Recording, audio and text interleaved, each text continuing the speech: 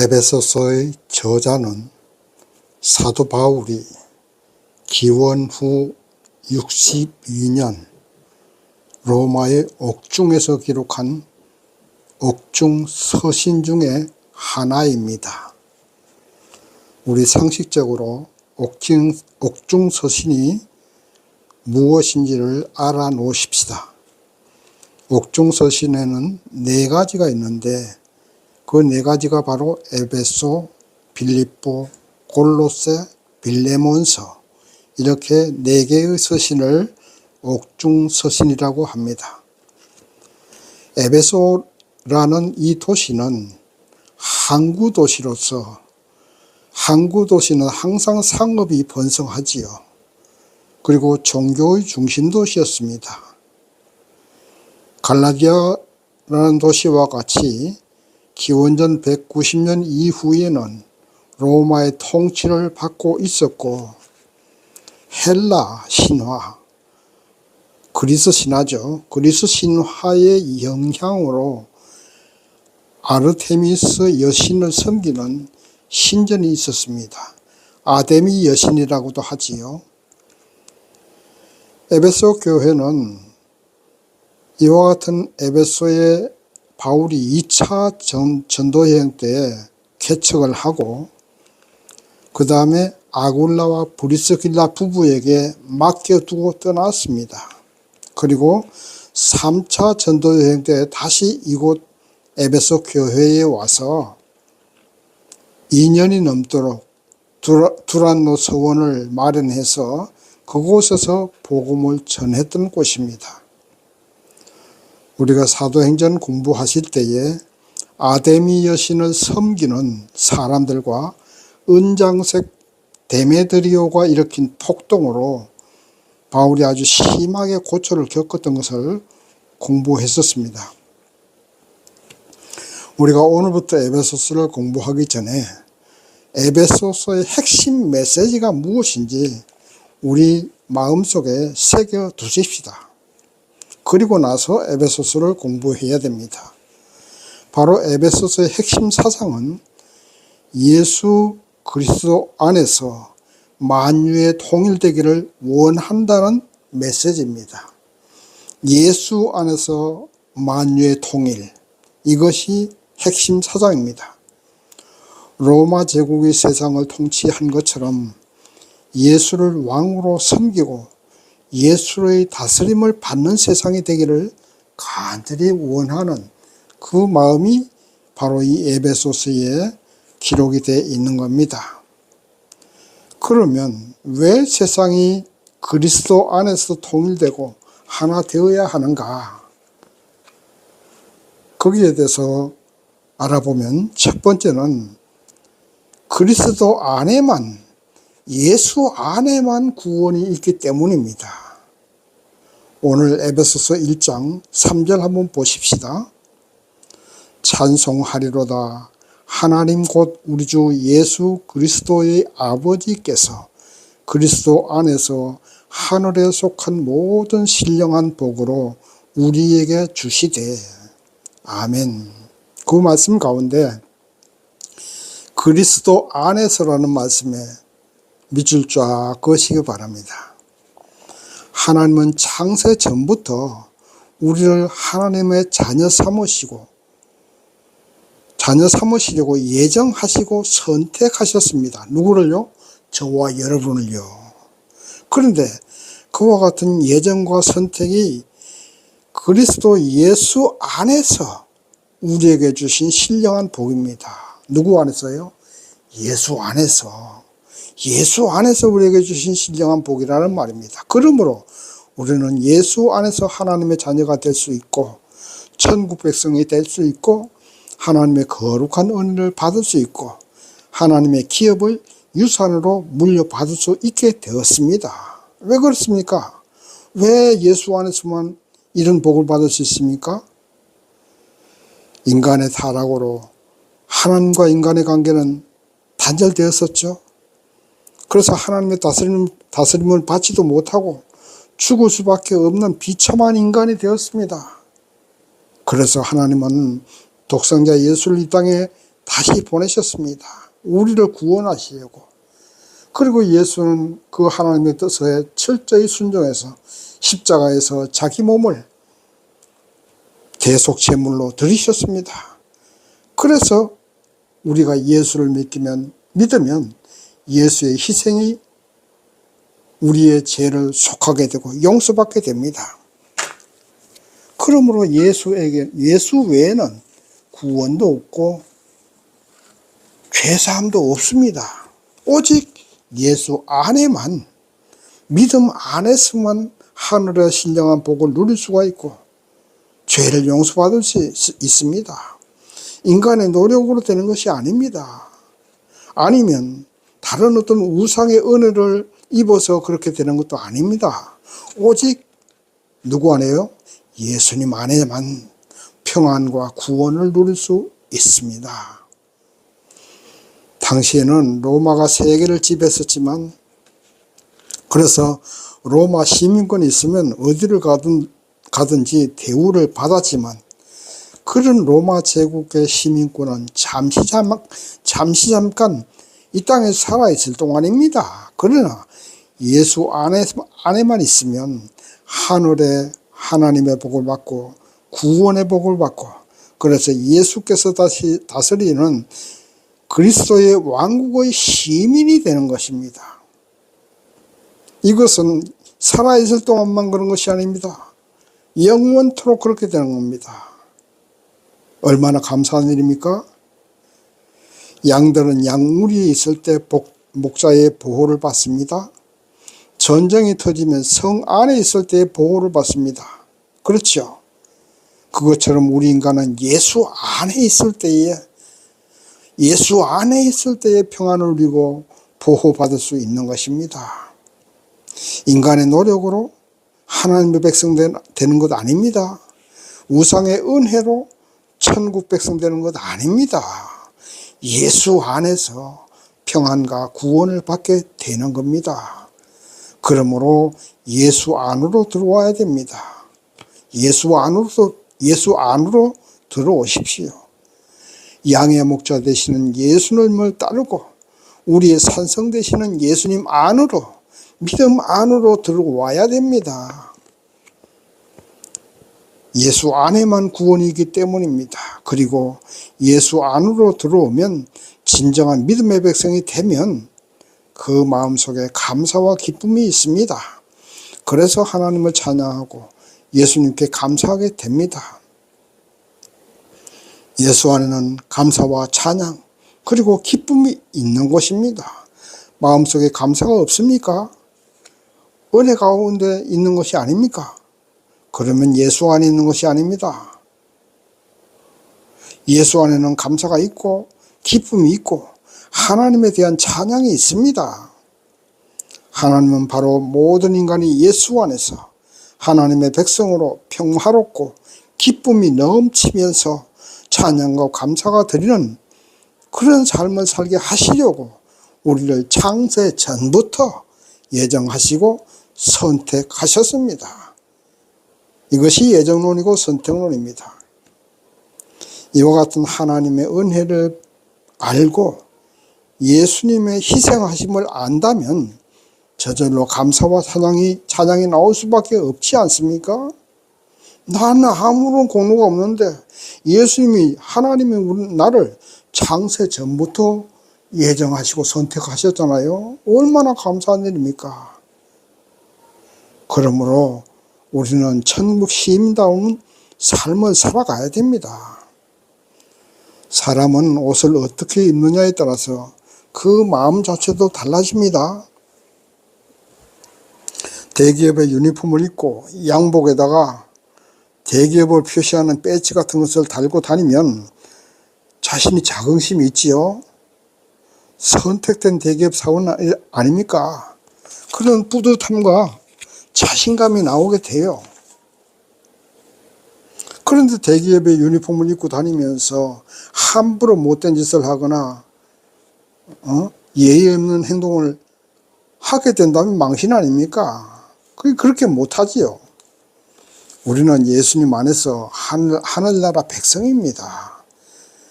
하나님의 아들들입니다. 그렇다면 예수님의 의의 옷을 입은 것입니다.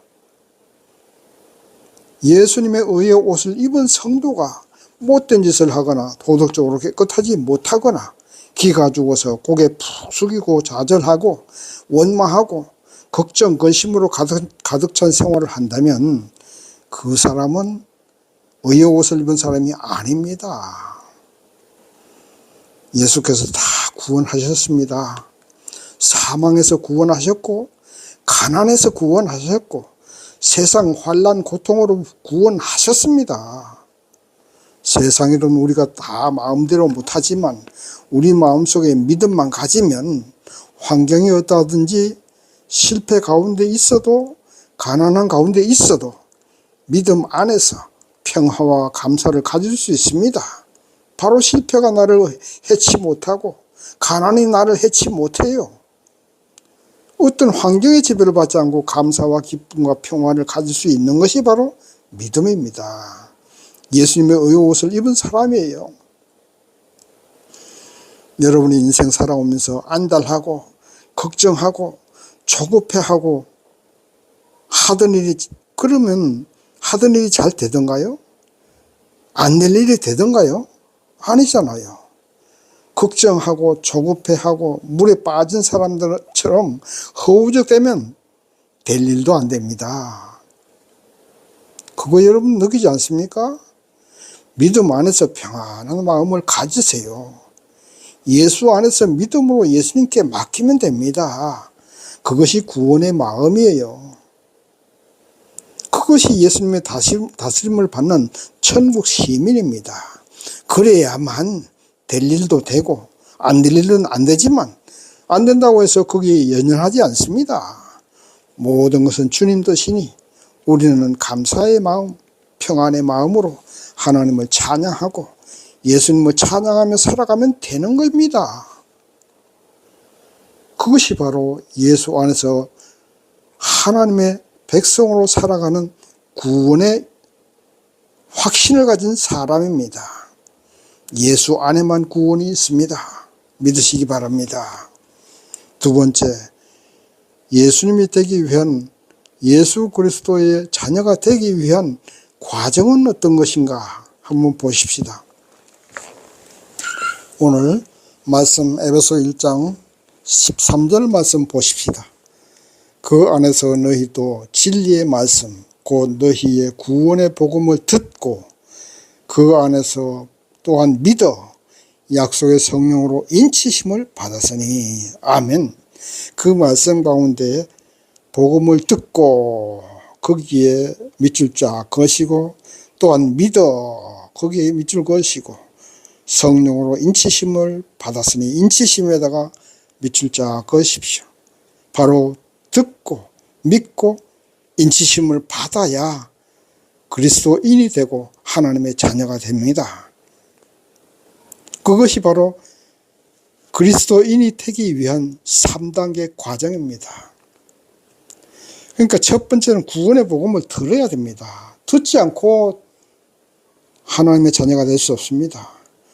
어찌 복음을 듣지 못했는데 예수가 누군지 모르는데 어째 예수를 믿을 수가 있겠습니까? 그래서 우리는 예수를 알려야 되고 전도를 해야 되는 겁니다. 때를 얻든지 못 얻든지 복음 전해야 할 이유가 여기에 있는 겁니다. 만약 예수가 누군지 복음을 듣지 못한 사람이 있다면 그 책임이 누구에게 있습니까? 우리 교회에 있습니다. 그래서 교회는 온 세상에 선교사를 파송하지 않습니까? 내 이웃, 내 가족에게 예수가 어떤 분이고 우리가 왜 예수를 믿어야 하는지 알려야 됩니다. 여러분이 제 유튜브 채널 가운데 히브리서 강의를 꼭 들어보세요. 잘 들어보세요. 이건 제 자랑이 아닙니다. 히브리서 강의를 완전히 메모를 해가면서 마스터하시면 어느 누구에게든지 자신 있게 복음을 전할 수 있습니다. 그리고 여러분의 믿음이 확신을 가지게 됩니다. 한 번만 듣지 마시고 처음부터 끝까지 요점을 메모해 가면서 여러분 들으신다면 여러분은 훌륭한 믿음의 용사가 될 것입니다. 확신합니다. 전도하려면 내가 먼저 무장을 해야지요. 무장을 해야 되지 않겠습니까? 무엇을 합니까? 말씀으로 해야지요. 말씀으로 무장하는 겁니다. 요즘 우리나라가 무기를 잘 팔고 있지요. 미국이 이란을 폭격하고 러시아가 우크라이나를 침공하는 바람에 제일 큰 혜택을 보는 나라가 누굽니까? 우리나라 아니겠습니까? 폴란드나 유럽에 탱크 팔지요. 중동 지방에 미사일 팔지요. 전투기 팔지요. 재미 보고 있습니다. 전쟁에서는 무기가 좋아야 이깁니다. 요즘 전쟁은 옛날처럼 총알 가지고 싸우는 게 아니잖아요. 전투기와 미사일로 박살을 내고 마지막에 육군이 가서 확인하는 거 아닙니까? 복음을 전하는 것은 영적인 전쟁입니다. 영적 전쟁에서 가장 강력한 것이 하나님의 말씀이라는 미사일이에요. 무조건 예수 믿고 천국 가세요 하지 마시고 예수가 누구고 왜 예수를 믿어야 하는지, 그리고 천국이 어떤 곳인지를 제대로 알려줄 수 있는 것이 가장 좋은 무기입니다. 생명 말씀, 그 생명의 말씀 미사일을 심령 속에 팡팡 쏘아가지고 사단의 종로를 타는 사람을 사단으로부터 해방시키고 죽음으로부터 해방시켜야지요. 그리고 예수님 안에서 세상이 통일되게 하려면 복음으로 무장한 성도들이 복음을 전해야 세상 사람들이 그 복음을 들을 수 있는 거 아니겠습니까? 일단 복음을 전하면 그 다음은 이제 성령께서 역사하실 일입니다. 하나님 백성이 될 사람은 성령이 그 마음속에 감동을 주셔서 예수님을 믿게 하십니다. 믿음은 내 힘으로 할 수 없습니다. 그것은 성령님이 하실 일이에요. 그러므로 복음을 전할 때 교회에 데리고 나오는 데 집착하지 마세요.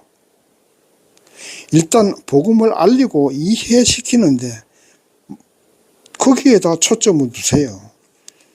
사람은요, 무엇을 하든지 초점을 맞추는 것이 중요해요.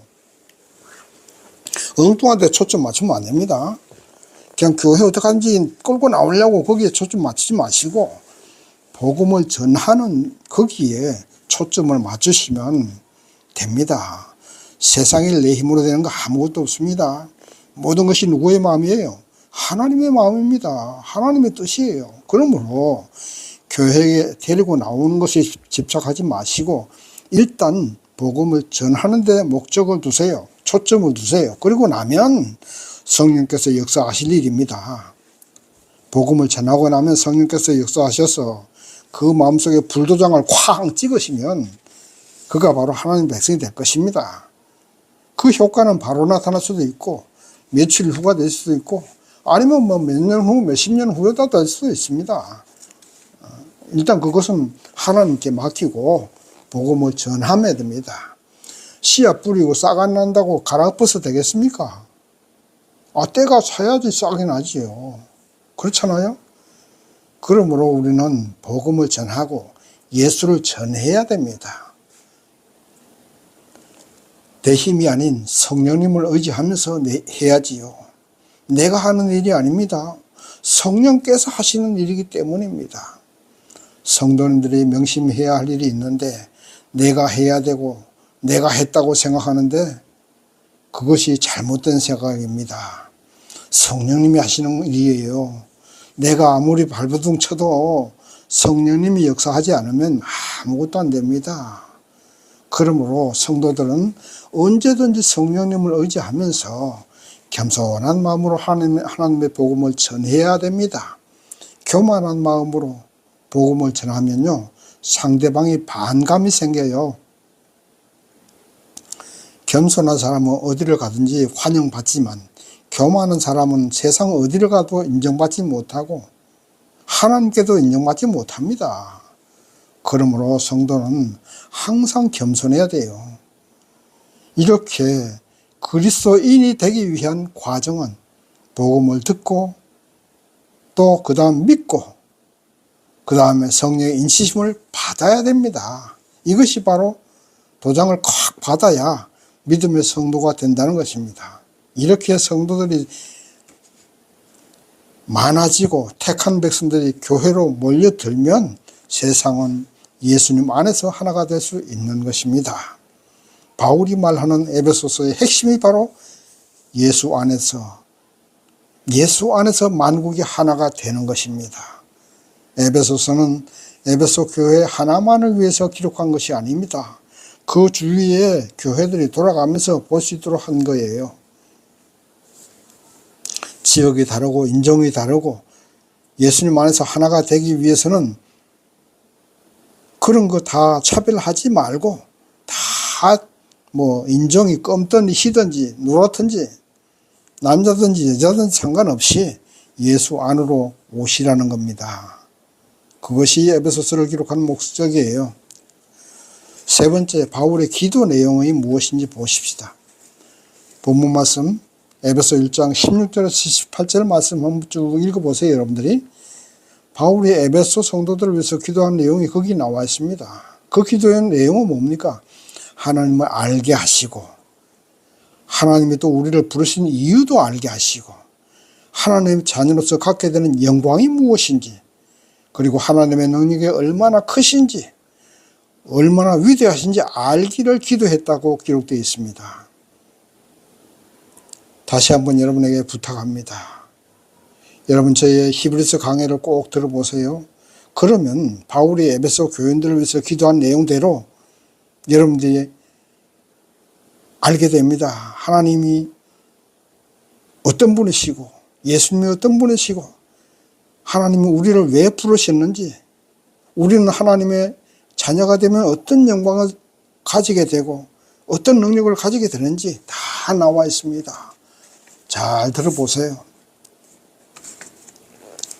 우리는 이 땅에 살고 있지만 하나님의 자녀이면서 천국 시민입니다. 하나님의 은혜의 풍성한 가운데 살아가는 모습을 보여주시는 여러분이 되셔야 됩니다. 무기가 아무리 좋아도 사용 방법을 모르면 소용없습니다.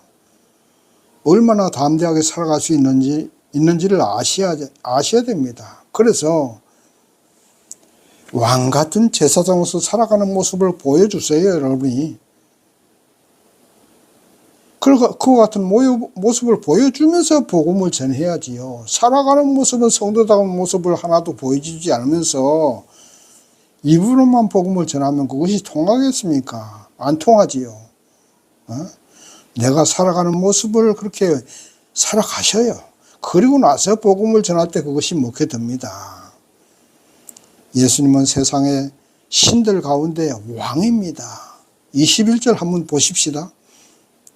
21절 모든 정사와 권세와 능력과 주관하는 자와 이 세상뿐 아니라 오는 세상에 일컫는 모든 이름 위에 뛰어나게 하시고 아멘. 그 말씀 가운데 모든 정사와 권세와 능력과 주관하시는 자 이 사람들이 뭐냐? 바로 이단적인 교사들이 가르치는 천사들을 말합니다. 당시에는 천사 숭배 사상이 있었어요.